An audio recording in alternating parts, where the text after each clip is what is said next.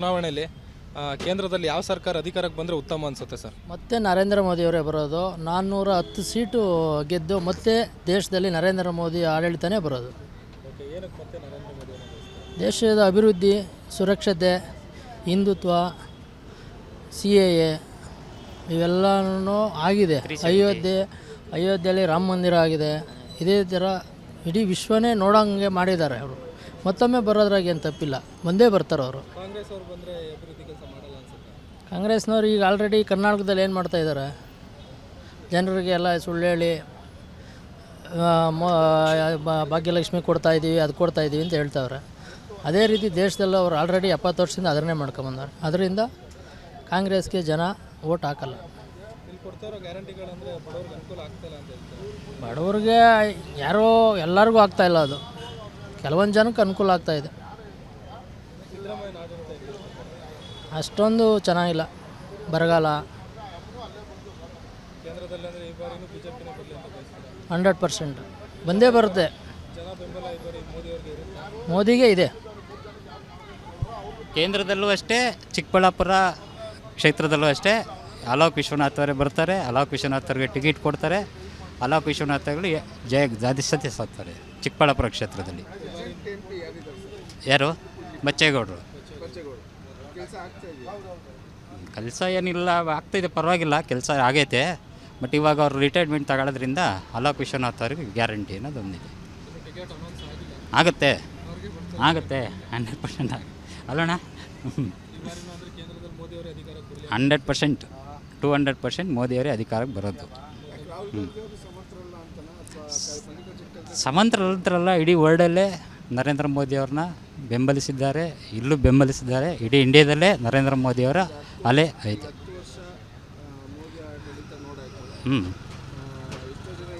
ಅವ್ರನ್ನ 50 ವರ್ಷದಿಂದ ನೋಡಿದ್ದೀವಲ್ಲ ಸರ್. ಇನ್ನೂ ಒಂದು 20 ವರ್ಷ ನರೇಂದ್ರ ಮೋದಿಯವರೇ ಇರಲಿ ಅನ್ನೋದು ನಮ್ಮ ಆಸೆ. ಅವ್ರನ್ನೂ 50 ವರ್ಷದಿಂದ ನೋಡಿದ್ದೀವಿ, ಅವರು ಆಗೈತೆ. ಈಗ ನರೇಂದ್ರ ಮೋದಿಯವರು ಇನ್ನೊಂದು 20 ವರ್ಷ ಇರಲಿ ಬಿಡಿ, ನರೇಂದ್ರ ಮೋದಿಯವರೇ ಬರಬೇಕು.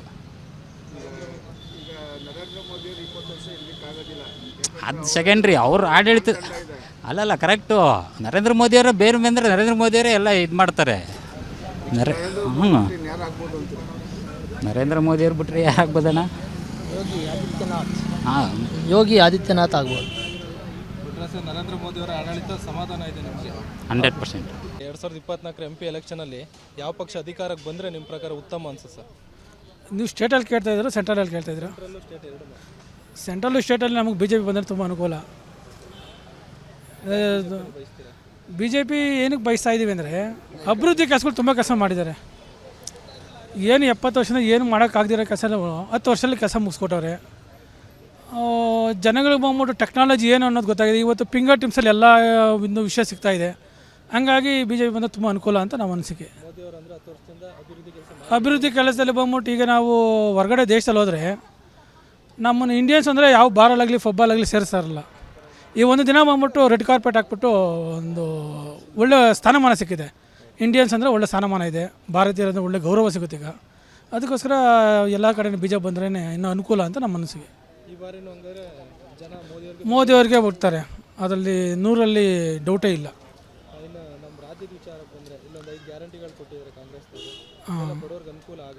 ಖಂಡಿತ ಈ ಗ್ಯಾರಂಟಿ ನಾವು ಇಟ್ಕೊಂಡು ಏನೂ ಮಾಡೋಕ್ಕಾಗಲ್ಲ.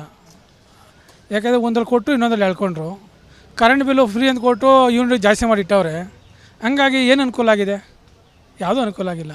2,000 ರೂಪಾಯಿ ಕೊಟ್ಟು ಇಲ್ಲಿ ಲಿಕ್ಕರ್ಸಲ್ಲಿ ಜಾಸ್ತಿ ಮಾಡಿದ್ರು, ಬಸ್ ಫೇರ್ ಜಾಸ್ತಿ ಮಾಡಿದ್ರು, ಎಲ್ಲದರಲ್ಲೂ ಜಾಸ್ತಿ ಮಾಡೋರು. ಈಗ ಬಂದ್ಬಿಟ್ಟು ರೆವಿನ್ಯೂ ಡಿಪಾರ್ಟ್ಮೆಂಟಲ್ಲಿ ಸಬ್ ರಿಜಿಸ್ಟ್ರ್ ವ್ಯಾಲ್ಯೂ ಜಾಸ್ತಿ ಮಾಡಿದ್ದಾರೆ, ಸ್ಟಾಂಪಿನ ಡ್ಯೂಟಿ ಜಾಸ್ತಿ ಮಾಡಿದ್ದಾರೆ, ಎಲ್ಲ ಜಾಸ್ತಿ ಮಾಡೋರು. ಏನು ಅನುಕೂಲ ಆಗಿದೆ? ಅನುಕೂಲನೇ ಇಲ್ಲ.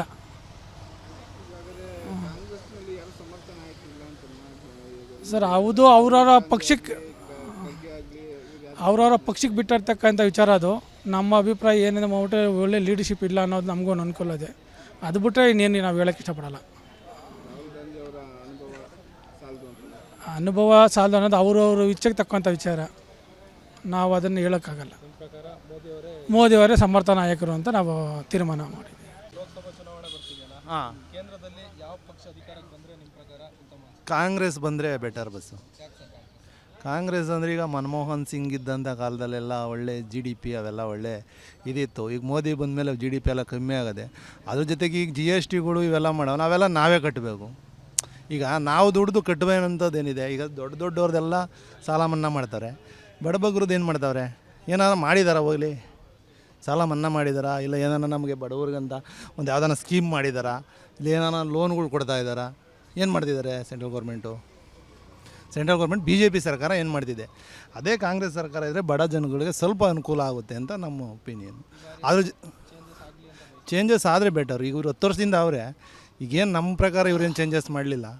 ಈಗೇನ ಕಾಂಗ್ರೆಸ್ ಬಂದರೆ ಸ್ವಲ್ಪ ಬಡವ್ರಿಗೆ ಅನುಕೂಲ ಆಗಲಿ ಅನ್ನೋದು ನಮ್ಮ ಒಂದು ಅಭಿಪ್ರಾಯ. ಸೆಂಟ್ರಲಲ್ಲಿ ಕಾಂಗ್ರೆಸ್ ಅಧಿಕಾರಕ್ಕೆ ಬಂದ್ರು ಯಾರು ಸಮರ್ಥ ನಾಯಕರಿದ್ದಾರೆ ನಿಮ್ಮ ಪ್ರಕಾರ? ಖರ್ಗೆ ಅವರ, ರಾಹುಲ್ ಈಗ ಇರೋದು ರಾಹುಲ್ ಗಾಂಧಿಯರೇನೆ. ಖರ್ಗೆಯವ್ರಿಗೆ ಈಗ ಆಲ್ರೆಡಿ ಅವ್ರಿಗೆ ಏಜ್ ಆಗೋಗಿದೆ, ಆಗೋದಿಲ್ಲ ಅವ್ರ ಕೈಯಲ್ಲೂ. ಈಗ ಸ್ವಲ್ಪ ಹೆಂಗೆ ಎಷ್ಟು ಅಂದರೆ ರಾಹುಲ್ ಗಾಂಧಿನೇ ನಡೆಸ್ಕೊಂಡು ಹೋದರೆ ಸರೋಗುತ್ತೆ. ಮಾತು ಬರಲ್ಲ, ಬಟ್ ಈಗ ಅದನ್ನೇನು ಮಾಡಬೇಕು, ಸ್ವಲ್ಪ ಪುಷ್. ಈಗ ಅವರು ಸೋನಿಯಾ ಗಾಂಧಿ ಇದ್ದಾರೆ, ಈಗ ಅಲ್ಲಿ ಆದರೂ ರಾಹುಲ್ ಗಾಂಧಿಯವರು ಅವರೆಲ್ಲ ಸೋನಿಯಾ ಗಾಂಧಿಯರೇ ನಡೆಸೋದು. ಅವ್ರ ಸಮರ್ಥ ನಾಯಕರು ಈಗ ಹಿಂದೆ ಮನಮೋಹನ್ ಸಿಂಗ್ ಇದ್ದಾಗ ಮನಮೋಹನ್ ಸಿಂಗ್ ಏನು ನಡೆಸ್ತಿರ್ಲಿಲ್ಲ, ಸೋನಿಯಾ ಗಾಂಧಿಯರೇ ಇದ್ದಿದ್ದು. ಸೋನಿಯಾ ಗಾಂಧಿ ಇರೋದ್ರಿಂದ ಮುನ್ನಡೆಸ್ಕೊಂಡು ಹೋಗ್ಬೋದು. ಸ್ವಲ್ಪ ನಮ್ಮದೇನು ಈಗಿನ ಕಾಂಗ್ರೆಸ್ ಪಕ್ಷ ಬಂದರೆ ಒಂದು ಬಡವ್ರಿಗೆ ಒಂಚೂರು ಅನುಕೂಲ. ಅಂದರೆ ಈಗೇನು ಒಳ್ಳೆ ಈಗ ನೋಡಿ GST ಏನು ಕನ ಒಂದು ಹೋಯ್ತು ಅಂದರೆ 20 ರೂಪಾಯಿ ನಮ್ಮ ದುಡ್ಡು. ಈಗ ಒಂದು ಕಾರ್ಡ್ ಯಾವುದೋ ಹೊಡ್ತೀವಿ ನೋಡಿ, ಈ ಪೇಪರು ಜಸ್ಟ್ ಇದು ಗೌರ್ಮೆಂಟ್ GST ಇದು. ಈಗ 1 ರೂಪಾಯಿ ಇರೋದು 2 ರೂಪಾಯಿ ಮಾಡವ್ರೆ. ಈಗ ಅದನ್ನು ನಾವು ಕಟ್ತೀವಿ. ಈಗ ಯಾವುದಾನ ಒಂದು ಬೇರೆ ಏನಕ್ಕೆ ತಗೊಳಕ್ಕೆ ಹೋದ್ರು ನಾವು ಸುಮ್ಮನೆ GST ದುಡ್ಡು ಕಟ್ತಿದ್ದೀವಿ. ಈಗ ಯಾವುದೇ ಬ್ಯಾಂಕು, ಈಗ ನೀನು ಎಲ್ಲೋ ಕಷ್ಟ ಬಿದ್ದು ದುಡ್ದಿರ್ತೀವಿ ಒಂದು 30 ಲಕ್ಷ, ಅದಕ್ಕೆ GST ಟ್ಯಾಕ್ಸ್ ಬೇಕಾ ಇದು? ಹೇಳಪ್ಪ, ನೀನು ದುಡ್ದು ನೀನೇನು ಟ್ಯಾಕ್ಸ್ ಕಟ್ಟಬೇಕು? ಅವ್ರಿಗೆ ಸರ್ಕಾರಕ್ಕೆ ಏನೂ ಕೊಡ್ಬೇಕು ನೀನು. ಈಗ ಏನು ತಗೊಳಕ್ಕೆ ಹೋದ್ರೂ GST ಇವೆಲ್ಲ ಹಾಕಂಗೆ ಕೂತ್ಕೊಂತಾರಲ್ಲ, ಏನಕ್ಕೆ ಅದು? ಆಡಳಿತ ನಮ್ಗೆ ಓಕೆ, ಇವರು ನಡೆಸೋವಂಥ ರೀತಿ ನಮಗೆ ಸರಿ ಬರಲಿಲ್ಲ. ಬೆಲೆ ಏರಿಕೆ, ಟ್ಯಾಕ್ಸು ಇವೆಲ್ಲ ತುಂಬ ನಮ್ಮಂಥವ್ರು ಇದು ಅಂದರೆ ಜೀವನ ನಡೆಸೋದು ತುಂಬ ಕಷ್ಟ. ಮಿಡ್ಲ್ ಕ್ಲಾಸವ್ರು ಇದ್ದಾರಲ್ಲ, ಮಿಡ್ಲ್ ಕ್ಲಾಸು ಲೋ ಕ್ಲಾಸವರು ಜೀವನ ನಡೆಸೋಕ್ಕೆ ಆಗಲ್ಲ ಈ ಮೋದಿ ಸರ್ಕಾರದಿಂದ. ಸೊ ಕಾಂಗ್ರೆಸ್ ಸರ್ಕಾರ ಬಂದರೆ ಒಂದು ಸ್ವಲ್ಪ ಫ್ರೀ ಬಿಡ್ತಾರೆ. ಈಗ ನೋಡಿ ಫ್ರೀ ಬಿಟ್ಟಿದ್ದಾರೆ. ಈಗ ಬಸ್ ನೀನು ನೋಡಿ ಫ್ರೀಯಾಗಿ ಹೋಗ್ಬೋದು, ನಿಮ್ಮ ಮನೆಯವರೆಲ್ಲ ಫ್ರೀಯಾಗಿ ಹೋಗ್ಬೋದು ಎಲ್ಲಿಗೆ ಬೇಕು. ಮತ್ತು ನಿಮ್ಮ ಲೈಟ್ ಬಿಲ್ ನೀನೆಲ್ಲ ಫ್ರೀಯಾಗಿ ಉರ್ಸ್ಕೊಬೋದು. ಈಗ ನೋಡಿ ನಾವು ಎಲ್ಲವುದು ಒಂದು ತಗೊಂಡ್ರೆ ಫ್ರೀ, ಆ ಥರ ಎಲ್ಲಪ್ಪ ಬಿಟ್ಟವ್ರೆ. ಈ GST ಕ್ಯಾನ್ಸಲ್ ಮಾಡೋಕ್ಕತ್ತದ ಅವರು?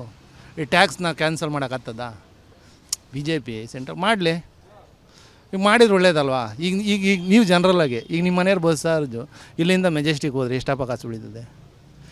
ಒಂದು 50 ರೂಪಾಯಿ ಉಳಿತದೆ. 1 ಲೀಟ್ರ್ ಹಾಲು ಬರ್ತದ? ಈಗ ಒಂದು 10 ಸರಿ ಓಡಾಡಿದ್ರೆ ಒಂದು 500 ರೂಪಾಯಿ ಆಗ್ತದ?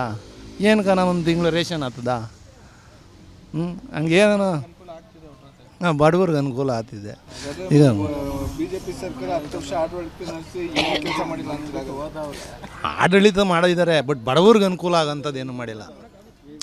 ಅವ್ರ ಆಡಳಿತ ಒಳ್ಳೆ ಇದು ಮಾಡಿದ್ದಾರೆ ಬಡವ್ರಿಗೆ. ಈಗ ಮಿಡಲ್ ಕ್ಲಾಸ್ ಮತ್ತು ಲೋ ಕ್ಲಾಸ್ನವ್ರಿಗೆ ಏನೂ ಅನುಕೂಲ ಆಗ್ತಿಲ್ಲ.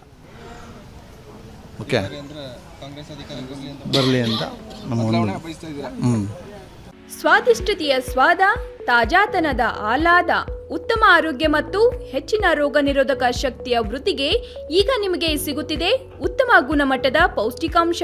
Shri Vaidik millet health mix, ಇದು ಸಿರಿಧಾನ್ಯಗಳ ಸಂಪತ್ತು.